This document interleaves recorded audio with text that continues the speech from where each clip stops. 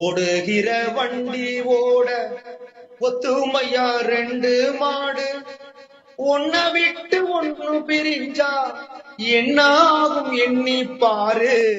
என்னுடைய சொந்த ஊர் வந்து காயல்பட்டினம், தூத்துக்குடி மாவட்டம் காயல்பட்டினம். என்னுடைய தந்தையார் மறைந்த சங்கநாத செம்மல் காயல் ஏஆர் ஷேக் முகமது அவர்கள் தான். உலகம் என்னும் நாடக மேடையில் நான் ஒரு நடிகன் அப்படின்னு பாடுவார் டிஎம்எஸ். ஈச்சை மரத்து இன்ப சோலையில் நபிநாதரை இறைவன் தந்தான் அந்த நாளையில். கப்பலுக்கு போன மச்சான் கண்ணிறைந்த ஆசை மச்சான், எப்பதான் வருவீங்க எதிர்பார்க்கிறேன், நான் இரவும் பகலும் தொழுது தொழுது கேட்கிறேன். சினிமால கிட்டத்தட்ட ஒரு 20 படத்துல பாடியிருக்காங்க. ஃபர்ஸ்ட் படம் சிறிது வாழ வேண்டும், டிஎம்எஸ் ஐயாவும் என் தந்தையாரும் சேர்ந்து பாடினாங்க. அபூர்வ ராகங்கள். அதுல வந்து சூப்பர் ஸ்டார் ரஜினிகாந்த் அறிமுகம். கை கொட்டி சிரிப்பார்கள், ஊரா சிரிப்பார்கள். ஒரு நடிகர் நடிகைகளுக்கு கொடுக்கிற அந்த இது வந்து இவங்களுக்கு கொடுக்கல.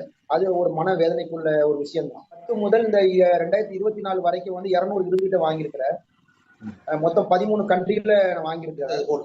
நாங்க இன்னும் வரைக்கும் கவர்மெண்ட்ல எந்த ஃபண்டு வாங்கல, ஒண்ணும் வாங்கல. காயல் பட்டினத்தில் 5 ரத்தினங்கள் அருளிய சுலைமான் ஒளியுள்ளா.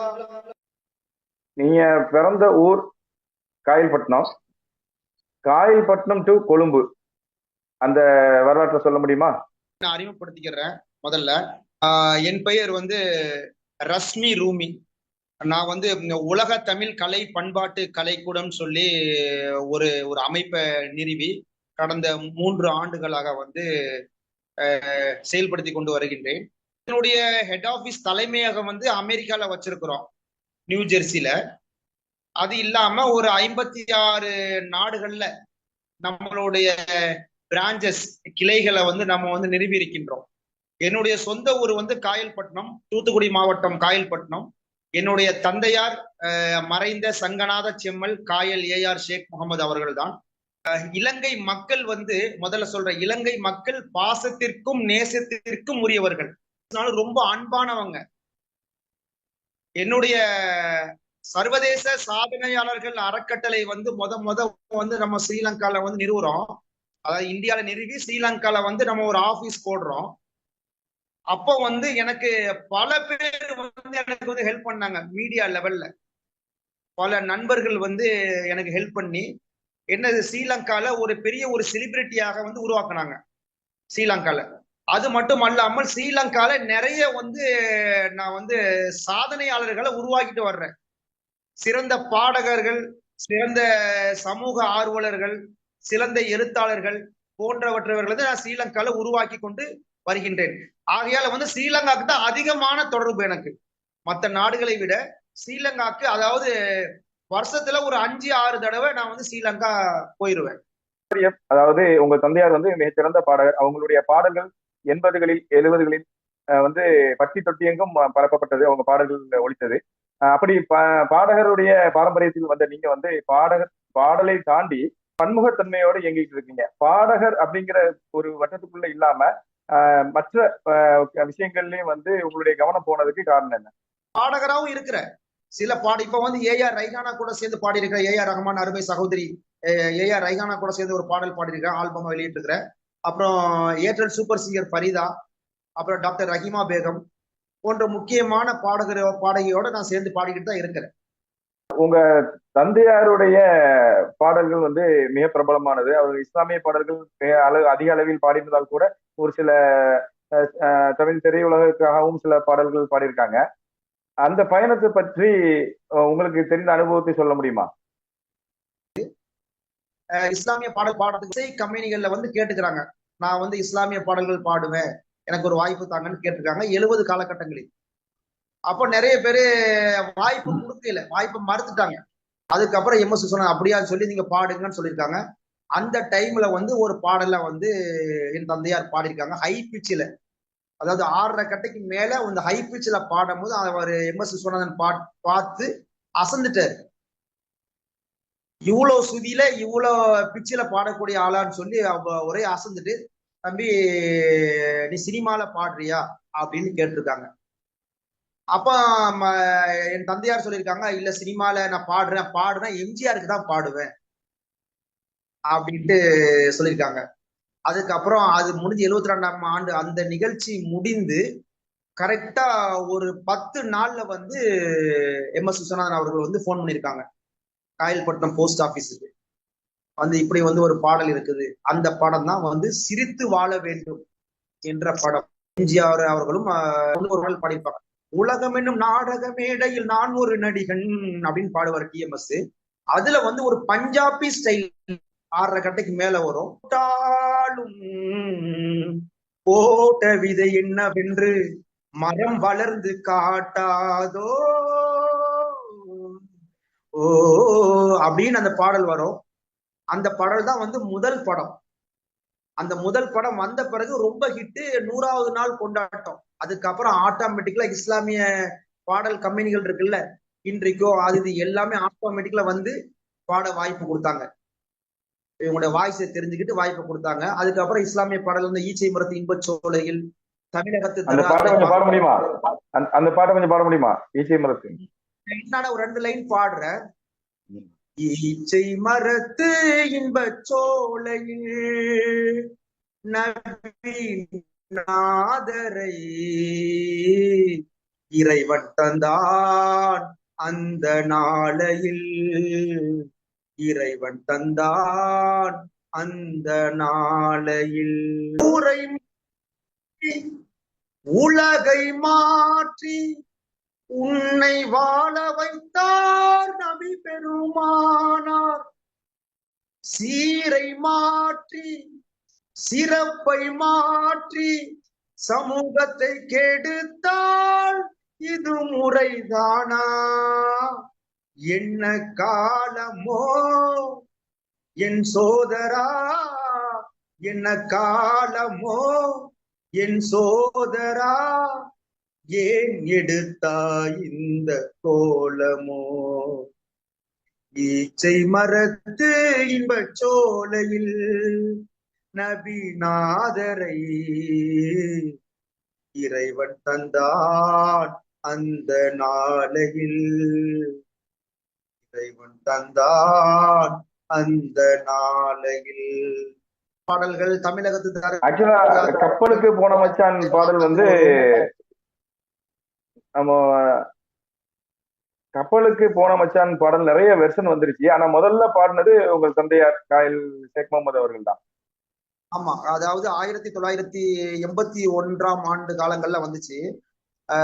கலைமாமணி கவிஞர் நாகூர் சலீம் மாமா எழுதி என் தந்தையார் சங்கநாத செம்மல் காயல் ஷேக் முகமது அவர்கள் பாடினாங்க. அது வந்து அந்த நாள்ல வந்து ஒரு சாரையா வந்து வெளிநாட்டு பயணம் போனாங்க. தமிழ்நாட்டுல இருந்து கம்ப்ளீட்டா வெளிநாட்டுல துபாய், சவுதி அப்படின்னு ஒரு நாடுகளுக்கு போகும்போது அந்த கணவன் மனைவி பிரிவை வந்து அந்த பாடல் வந்து ஒரு எடுத்துக்காட்டா இருந்துச்சு. நிறைய வீடுகள்ல ஓடும் ஒரு இயக்கமான பாடல். கப்பலுக்கு போன மச்சான் கண்ணிறைந்த ஆசை மச்சான், கப்பலுக்கு போன மச்சான் கண்ணிறைந்த ஆசை மச்சான், எப்பந்தான் வருவீங்க எதிர்பார்க்கிறேன், நான் இரவும் பகலும் தொழுது தொழுது கேட்கிறேன். கண்ணுக்குள்ளே வாழ்பவளே கல்புக்குள்ளே ஆள்பவளே, இன்ஷா அல்லாஹ் விரைவில் வருவேன், நீ இஷ்ட போல நினைச்சதெல்லாம் தருவேன் நான் தருவேன் அப்படின்னு அந்த பாடல் வந்துச்சு. உணர்ச்சிகரமான பாடல். அது வெளிநாடுகள்ல இருக்கக்கூடிய ஒவ்வொருத்தருக்கும் ரொம்ப கனெக்ட் ஆகக்கூடிய ஒரு பாடல். அப்படி தொடர்ந்து கிட்டத்தட்ட 1350 இஸ்லாமிய பாடல்களை பாடினாங்க. 1350 பாடல்கள். 1350 இஸ்லாமிய பாடல்கள். தமிழ் பாரதிதாசன் பாடல் மாதிரி தமிழ் பாடல்களும் ஒரு 50க்கு மேல பாடியிருக்காங்க. அது போக சினிமால கிட்டத்தட்ட ஒரு 20 படத்துல பாடியிருக்காங்க. ஃபர்ஸ்ட் படம் சிரித்து வாழ வேண்டும், டிஎம்எஸ் ஐயாவும் என் தந்தையாரும் சேர்ந்து பாடினாங்க. 2வது படம் வந்து கேஜே ஜேசுதாஸ் அவர்களும் என் தந்தையாரும் சேர்ந்து ஒரு பாடல். அந்த படம் வந்து தொட்டதெல்லாம் பொன்னாகட்டும் அப்படின்னு ஒரு படத்துல பாடினாங்க. 3வது படம் வந்து புரட்சி தலைவர் எம்ஜிஆருக்காக வேண்டி மக்கள் என் பக்கம்னு ஒரு படம் வந்துச்சு. அதுல யார் பக்கம் யார் போனால் என்ன மக்கள் என் பக்கம் அப்படின்னு வரும். ம். அந்த பாட்டு படைச்சிருப்பாங்க. 4வது படம் வந்து அபூர்வ ராகங்கள். அதுல வந்து சூப்பர் ஸ்டார் ரஜினிகாந்த் அறிமுகம். அதுல வந்து கை கொட்டி சிரிப்பார்கள், ஊரா சிரிப்பார்கள், விளையாட்டு கல்யாணமே அப்படின்னு அந்த பாடல் வரும். ரொம்ப உணர்ச்சிகரமான பாடல். அந்த படத்திலே ஹிட்டான பாடல் அது. அதுக்கப்புறம் மண்ணுக்கேத்த மைந்தன் ஒரு படம் வந்துச்சு. ராமராஜன் குஷ்பு அவர்கள் நடித்த படம். ஓடுகிற வண்டி ஓட ஒத்துமையா 2 மாடு, ஒன்ன விட்டு ஒண்ணு பிரிஞ்சா என்ன ஆகும் எண்ணி பாரு, ஓடுகிற வண்டி ஓட தென்னம் தேடி அன்பாலே ஒன்று கூடி சேர்வது காதல் தானே, பிரிப்பது பாவம் தானே, வெட்ட வெட்ட தலைக்கும் கொடி என்ன கொடி கூறம்மா, கட்டழகி கேளம்மா, காதல் கொடி தானம்மா, ஓடுகிற வண்டி ஓட ஒத்துமையா 2 மாடு, ஒன்ன விட்டு ஒண்ணு பிரிஞ்சா என்ன ஆகும் எண்ணி பாரு, ஓடுகிற வண்டி ஓட. இந்த பாடல் வந்து பட்டி தொட்டி எல்லாம் போயிடுச்சு இந்த பாடல் ஒரு டைம்ல. அதுக்கப்புறம் மன்சூர் அலிகானுக்கு பாடினாங்க, ராம்கிக்கு பாடினாங்க, கிழக்கு கரை பிரபு சாருக்கு பாடினாங்க, வரிசையா பாடினாங்க, நிறைய பாடத்துல பாடினாங்க. அதுக்கப்புறம் இஸ்லாமிய பாடல்கள்ல தமிழகத்தின் தர்காக்களை அந்த பாடல் வந்து ரொம்ப ரீச் ஆச்சு அப்படித்தானே? ஆமா, அந்த தமிழகத்து தர்காக்கள் என்ற பாடல் வந்து 1981ஆம் வருடமே கிட்டத்தட்ட 50 லட்சத்துக்கு மேல பிரதிகள் வித்ததுன்னு சொன்னாங்க. 50 லட்சத்துக்கு மேல எல்பி தட்டை வித்திருக்குது. கிட்டத்தட்ட எத்தனையோ லட்சம் ரூபாய்க்கு வந்து சேல் ஆயிருக்குது. ஒரு ரெக்கார்ட் பிரேக் படைச்சிச்சு அந்த தமிழக தர்காக்கள். ஏன்னா 11 நிமிஷம் வரும் இந்த பாடல்.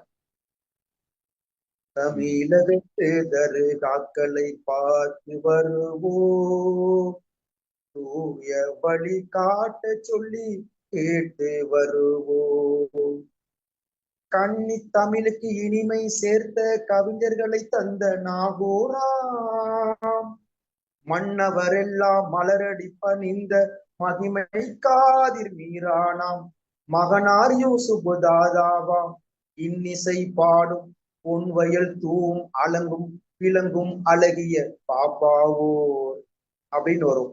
காயல் பட்டினத்தில் 5 ரத்தினங்கள் அருளிய சுலைமான் ஒளியுள்ளார், கருணை சம்சுதின் மஞ்ச கொள்ளை செய்கு அகமது ஒளியுள்ளார், வாய்மை மிகுந்த கீழ கரைவால் சதக்கத்துள்ளா அப்பாவாம், வரநிறை காயல் அப்பா பள்ளி சாம் சிகாபுதின் ஒளியுள்ளார், வினைகளை தீர்க்கும் நெல்லையர் வாடி செய்கு சலாபுதின் ஒளியுள்ளார், தமிழகத்து தர்காக்களை பார்த்து வருவோம், தூய வழி காட்ட சொல்லி கேட்டு வருவோம். என்ன இந்த பாடல்கள்லாம் என் தந்தையார் பாடிய பாடல்கள் எல்லாம் வந்து எல்லாமே high pitch notes, high pitch. நிறைய பேர் பாட முன்வர மாட்டிருக்காங்க. இலங்கையிலயும் ரொம்ப பரிச்சயம் அப்படித்தானே? தந்தையார் வந்து இலங்கையில மிகுந்த பரிச்சயம் உடையவங்க. அவ்வளவுதான். என் தந்தையார் காயல் ஷேக் முகமதுன்னு தான் அப்படி ஒரு தனிப்பட்ட ஒரு ஒரு அன்பு ரொம்ப, அதாவது ஒரு என்ன சொல்லுவாங்க, ஒரு ஒரு ஏழை வீடா இருந்தா கூட வீட்டுக்கு கூப்பிட்டு சாப்பாடு வச்சு அந்த அளவுக்கு கௌரவம் செலுத்தக்கூடிய ஒரு மக்கள் தான் இலங்கை மக்கள். இப்போ உங்களுடைய தமிழ் கலை மற்றும் பண்பாட்டு கலைக்கூடம் என்ன செய்யுது, உங்களுடைய அந்த அமைப்பை பத்தி? அது இல்லாம நிறைய கலை வந்து தமிழர் கலைகள் வந்து அழிந்து கொண்டே போகுது. நம்ம இருக்கிற கலையை காப்பாற்றுவோம் அப்படின்ட்டு அதை மீள்குடி செய்வோம் அப்படின்ட்டு இந்த அமைப்பை தொடங்கணும். கிட்டத்தட்ட ஆப்பிரிக்கன்ஸ் மற்ற ஐரோப்பா போன்ற நாடுகள்ல நிறைய நிகழ்ச்சி நடத்திட்டு பாரம்பரிய அந்த கலைஞர்களுக்கு நம்ம ஊக்கம் கொடுத்து ஒவ்வொரு ஸ்டேஜ் ஏற்றுறோம். நிறைய பேர் வந்து அதாவது அந்த தொழிலே விட்டு தொழில் ஒண்ணு இல்லை, அது தொழிலே விட்டு போற மாதிரிலாம் இருக்குது. அப்ப அந்த தொழிலாளர்களுக்கு அந்த கலைஞர்களுக்கு நம்மளால என்ன பண்ண முடியுமோ, அதாவது காசு பணம் கொடுக்க முடியாட்டாலும் அவங்களுக்கு உரிய அங்கீகாரத்தை நம்ம கொடுக்குறோம். தேடி தேடி அவங்கள ஒரு மேடை ஏற்றி அந்த கலைகளை அழிந்து விடாமல் மீள்குடி செய்யறது. கலை வந்து நிச்சயமா வந்து நீங்க இந்த பணிகள் வந்து சேவைகள் வந்து ரொம்ப போற்றத்தக்க சேவைகள். இதெல்லாம் மெயின் ஸ்ட்ரீம் மீடியா வந்து மற்ற நடிகர் நடிகைகளுக்கு கொடுக்கக்கூடிய முக்கியத்துவத்தை வந்து இந்த மாதிரி கலைகளை செய்யக்கூடிய வளரும் கலைஞர்களுக்கு கொடுக்குதா? அப்படி அது எதுவும் மிஸ் ஆகுதுன்னு நினைக்கிறீங்களா? நிச்சயமா மிஸ் ஆகுது. அதுக்கு தான் நம்ம இறங்கி செய்யறோம். இலங்கை வானொலிகள் இலங்கை தொலைக்காட்சிகளில் உங்களுடைய செய்திகளை பார்க்க முடியுது. இலங்கையில வந்து ரொம்ப சப்போர்ட் பண்ணுவாங்க. இதே மாதிரி கலை நிகழ்ச்சிகளுக்கும் இலங்கை மெயின் மீடியாக்கள், சிங்கள பேப்பர் உள்பட, பிரான்ஸ் நாட்டுல பிரெஞ்சு பேப்பர் உள்பட வந்து நம்ம என்னுடைய சாதனைகளை போட்டு தான் வர்றாங்க. அதுதான் நான் கேட்க வந்தேன். நிறைய சாதனைகளுக்கான விருதுகள் வாங்கி இருக்கிறீங்க. உங்க பண்பாட்டு கழகம் சார்பா சில விருதுகளையும் கொடுத்துருக்கீங்க. அது ரெண்டாவது கேட்கலாம். என்னென்ன விருதுகள் நீங்க வாங்கியிருக்கீங்க? நான் வந்து கிட்டத்தட்ட இந்த 2010 முதல் இந்த 2024 வரைக்கும் வந்து 200 விருது கிட்ட வாங்கியிருக்கிறேன். மொத்தம் 13 கண்ட்ரியில நான் வாங்கியிருக்கிறேன். அது இல்லாம வந்து எனக்கு வந்து ஒரு 10 பல்கலைக்கழகங்கள் வந்து ஹானரரி டாக்டரேட் கொடுத்துருக்காங்க. பிரான்ஸ்ல வச்சு ஒண்ணு கொடுத்துருந்தாங்க, அப்புறம் வந்து ஜெர்மன்ல ஒரு கொடுத்துருக்காங்க, சிங்கப்பூர்ல வச்சு ஒண்ணு கொடுத்தாங்க, இந்தியால வாங்கியிருக்கேன். கிட்டத்தட்ட ஒரு ஒரு 10 பல்கலைக்கழகங்கள் மதிப்புறு முனைவோர் பட்டம், நம்முடைய சேவையை மதித்து மதிப்புறு முனைவோர் பட்டம் வழங்கியிருக்கிறாங்க. பாடல் ஏஆர் ரெஹானா, அதாவது ஏஆர் ரஹ்மானுடைய சகோதரியோட ஒரு பாடல் பாடிருக்கீங்க. அந்த எக்ஸ்பீரியன்ஸ் பத்தி சொல்ல முடியுமா? ஸ்ரீலங்கால வந்து ஏஆர்எஸ் இன்டர்நேஷனல் ஆர்கெஸ்ட்ரா அப்படின்ட்டு ஒரு ஆர்கெஸ்ட்ராவை என்னுடைய தந்தையார் பேர்ல தொடங்கினேன். தொடங்கி ஒரு 3 வருஷத்துக்கு முன்னாடி தொடங்கி தொடக்கத்திலேயே வந்து வேர்ல்டு ரெக்கார்ட் பெற்றோம். கனடால இருந்து தொடர்ந்து 14 மணி நேரம் இசை நிகழ்ச்சி நடத்தி ஒரு 80 பாடகர் பாடகிகளை வைத்து ஒரு நிகழ்ச்சி ஒண்ணு நடத்தினேன். ஏஆர்எஸ் இன்டர்நேஷனல் ஆர்கெஸ்ட்ரா அதன் சார்பாக அதே நிகழ்ச்சியை இலங்கை மக்களுக்காக வேண்டிய, அது மலையகம் தமிழர்களுக்காக வேண்டிய ஒரு நிகழ்ச்சியை நடத்தணும் அப்படின்னு இலங்கையில நூரலியா பக்கத்துல ஹட்டன் என்ற ஊர் இருக்குது, ஹில்ஸ்ல. இலங்கை நூரலியா, இங்க ஊட்டி மாதிரி அங்க நூரலியான்னு சொல்லுவாங்கல்ல இலங்கையில, அது பக்கத்துல ஹட்டன் என்ற ஊர்ல வந்து ஒரு நிகழ்ச்சி நடத்தினேன். கிட்டத்தட்ட இப்ப ஜீ தமிழ்ல விஜய் டிவில நடத்துறாங்கல்ல, பாட்டுக்கு பாட்டு நான் நடத்துறாங்க. அதே மாதிரி ஒரு கான்செப்டை எடுத்து நான் அங்க நடத்தி கிட்டத்தட்ட ஒரு 60 பாடகர் பாடகிகளை தேர்வு செய்து அதுல பாட வச்சேன். அதுல சீஃப் கெஸ்டா சிறப்பு அழைப்பாளரா வந்து இந்தியால இருந்து அவங்கள தான் கூட்டு போனேன் இலங்கைக்கு. ஆமா, ரைகானாவை ஜட்ஜா கூட்டு போனேன். அதுக்கப்புறம் நானும் மேடமும் ஒரு பாடல் பாடணும், பாடி இருக்கானி தட்டு பாடணும். அந்த அதோடைய, ஏன்னா அவங்க வந்து பெரிய ஜீனியஸ் வேற, அதனால அவங்க ஒரு மியூசிக் டைரக்டர் வேற, கிட்டத்தட்ட ஒரு 7-8 படம் பண்ணியிருக்காங்க. இப்ப நம்ம சில விஷயங்கள், நமக்கு தெரியாத விஷயங்களை அவங்க சொல்லி கொடுத்தாங்க. இந்த நோட்ஸ் இப்படி இந்த இந்த இடத்துல இப்படி பாடுங்க. இப்ப நம்ம வந்து முழு பாடகர் இல்லை, இருந்தாலும் நமக்கு வந்து வாய்ஸ் இருக்குது, ஓரளவு ஏதோ பாடுவோம் கொள்ளுவோம். அந்த நோட்ஸ் ஜதி சொல்றதுல நமக்கு அந்த அளவுக்கு தெரியாது. அதெல்லாம் அவங்க வந்து சில குறிப்பிட்டு, சார் நீங்க இப்படி பண்ணுங்க சார், இந்த இந்த இடத்துல இப்ப இந்த இடத்துல இந்த கொஞ்சம் குறைச்சிக்கிறங்க. அந்த அனுபவம்லாம் ரெக்கார்டிங் கடல இருந்துச்சு, நடந்துச்சு. சின்ன ஒரு அரசியல் கேள்வி இது உள்ள நுழையுது. உங்க தந்தையார் வந்து அண்ணா திராவிட முன்னேற்ற கழகத்துக்காக பாடல்கள் பாடியிருக்காங்க, சரிதானே? என் நினைவு சரியா இருந்தா சிறுபிள்ளையில நான் வந்து பிரச்சார பாடல்களை இப்ப கேட்டிருக்கேன். நீங்க வந்து கொஞ்சம் திமுக சார்பாக செயல்படுற மாதிரி தெரியுது. என்ன இந்த கொஸ்டின்ஸ் எப்படிங்கன்னா, தந்தையார் இருந்தாங்க கொண்டாங்க, அதிமுக இருந்தாங்க. அதுக்கப்புறம் 2004க்கு அப்புறம், அதாவது எம்ஜிஆர் இருக்கிற வரைக்கும், எம்ஜிஆர் வீட்டுக்கு வந்திருக்காரு, காயில் போட்டு எங்க வீட்டுக்கு வந்துட்டு உங்களுக்கு தெரியும். அதுக்கப்புறம் எம்ஜிஆர் மறைவுக்கு பிறகு அதுக்கப்புறம் அந்த இதுல நிகழ்ச்சியில ஒரு 95-96 வரைக்கும் தான் அதுல ஒரு ஈடுபாடோட இருந்தாங்க. 2000 அப்புறம் வந்து அவங்க ஈடுபாடு அதுல பண்ணல. 2001 வந்து 2001-2 நினைக்கிற காலகட்டத்துல டாக்டர் கலைஞர் அவர்கள் வந்து காயில் பண்ண வருகும்போது அப்பவுமே இணைஞ்சிட்டாங்க. கட்சியில இணைஞ்சு ஸ்டேஜ்லயே பாடுனாங்கல்ல. அப்போ வந்து யாரு, அப்ப ராதிகா செல்வி மேடம் வந்து அப்படின்ட்டாங்க. அந்த ஸ்டேஜ் கலைமாமணி இறையன்மன் குத்தூஸ் அவர்கள் ஒரு கச்சேரி நடந்துச்சு. அதுல வந்து என்னுடைய தந்தையார் ஒரு பாடலை பாடினாங்க. அப்பவுமே கலைஞர் மேல ஒரு அபிப்பிராயம். ஆனா எந்த கட்சியிலுமே அவங்க வந்து நெருங்கல, எந்த கட்சியிலுமே வந்து உள்ள நுழையாம இருந்தாங்க தவிர அதிமுக தான். இப்போ நிறைய விருதுகள் கொடுத்த சில படங்களை பார்க்க முடிஞ்சது. நீங்க நிறைய பேருக்கு, அதாவது செஞ்சி மஸ்தான் அவர்கள், திருமாவளவன் அவர்கள், இப்படி நிறைய பேருக்கு விருதுகள் கொடுத்தீங்க. என்ன காரணம்? அவங்க பண்பாட்டு கலைக்கூடத்து வழியா கொடுத்தீங்களா? எப்படி? ஆமா, நம்மளுடைய உலக பண்பாட்டு கலைக்கூடம் சார்பாக வந்து நிறைய ஆளுமைகளுக்கு விருதுகள் கொடுத்துட்டு வர்றோம். அதாவது அமைச்சர்கள், எம்பிக்கள், நாடாளுமன்ற உறுப்பினர்கள், சட்டமன்ற உறுப்பினர்களுக்கு கொடுத்து வர்றோம். அது இல்லாம ஒவ்வொரு சமூகத்தை சேர்ந்த சாதனையாளர்கள் இருப்பாங்கல்ல, அந்த சாதனையாளர்களை வந்து நம்ம தேர்ந்தெடுத்து அவர்களுக்கும் நம்ம வந்து ஊக்கத்தை கொடுக்குறோம். விருதுகள்லாம் வழங்கிட்டு இருக்கோம். நம்ம உலகத்தமிழ் கலை பண்பாட்டு கலைக்கூடம் சார்பாகவும் அதோட சேர்ந்து வந்து சர்வதேச சாதனையாளர்கள் அறக்கட்டளை ஒரு அமைப்பு இருக்குது, அதன் சார்பாகவும் நம்ம கொடுத்துட்டு வர்றோம். அதுக்கப்புறம் உங்களுடைய தமிழ் கலை மற்றும் பண்பாட்டு கலைக்கூடத்துல உங்களை தாண்டி வேறு பிரபலங்கள் யாரு இருக்கிறாங்க? வந்து இந்த அமைப்பின் பொதுச் செயலாளர் டாக்டர் அலெக்ஸ் ராஜ் இருக்காப்ல. அது இல்லாம டாக்டர் பாண்டியன், அப்புறம் டாக்டர் தன்வீர் அகமது இருக்காரு. அது போன்று டாக்டர் குமார், டாக்டர் பிரகாஷ், அப்புறம் அமெரிக்கால டாக்டர் சரஸ்வதி பிரியா ராஜேந்திரன், அப்புறம் லண்டன்ல வந்து டாக்டர் யோகி, அப்புறம் இட்டாலியில வந்து மேக்சிமின் பிரான்சிஸ், பிரான்ஸ்ல வந்து டாக்டர் அமிருதீன் ஃபரூக், அவர் தான் இப்போ வந்து பிரான்ஸ் எம்பியா நின்றாரு. டாக்டர் அமிருதீன் ஃபரூக் மற்றும் டாக்டர் பாலச்சந்திரன் போன்ற நிறைய ஒவ்வொரு நாடுகள்லையும் இருக்கலாம், நிறைய பேர் இருக்காங்க. நீங்க அரசியல் தலைவர்களோட ஓரளவுக்கு தொடர்புல இருக்கிறீங்க. தமிழ்நாடு அரசுகளோட நீங்க நேரடியாக நெருங்க முடியுது. அப்படி இருக்கும்போது இந்த தமிழ் கலைகளை வளர்ப்பதற்கு அரசுக்கும் ஒரு கடமை இருக்குது இல்லையா? நிச்சயமாக அவங்க உங்களுக்கு உதவி செய்ய தானே செய்யணும். நீங்க கேட்டிருக்கீங்களா? ஒரு அகாடமி ஆரம்பிக்க வேண்டிய ஒரு பெரிய ஒரு ஸ்கூல் ஒன்று ஆரம்பிக்கணும். அதுக்குள்ள பணிகள்ல இறங்கி செஞ்சுட்டு இருக்கிறேன். கவர்மெண்ட்டையும் கேட்டிருக்கிறேன், இந்தியன் கவர்மெண்ட்டையும் கேட்டிருக்கிறேன், அதாவது ஸ்டேட்லயும் கேட்டிருக்கேன், டெல்லியிலையும் கேட்டிருக்கிறேன். ஒரு ஒரு அதாவது முதல்ல ஒரு ஸ்கூல், ஒரு நல்ல எஜுகேஷன்ஸ் வந்து இலவசமா கொடுக்கணும்னு ஒரு எண்ணம். அதுல கலைகளும் வரும், அத படிப்பும் சேர்ந்த கலைகள் எல்லாமே அதிலே கொண்டு வரணும் அப்படின்னு சொல்லி தென்காசி மாவட்டத்துல ஃபர்ஸ்ட் ஒரு ஸ்கூல் ஒன்று ஆரம்பிக்கணும் அப்படின்னு முடிவு பண்ணி கவர்மெண்ட்டையும் பேசியிருக்கோம். ஓரளவு எல்லாமே சக்சஸ் ஆகிற மாதிரி தான் இருக்குது.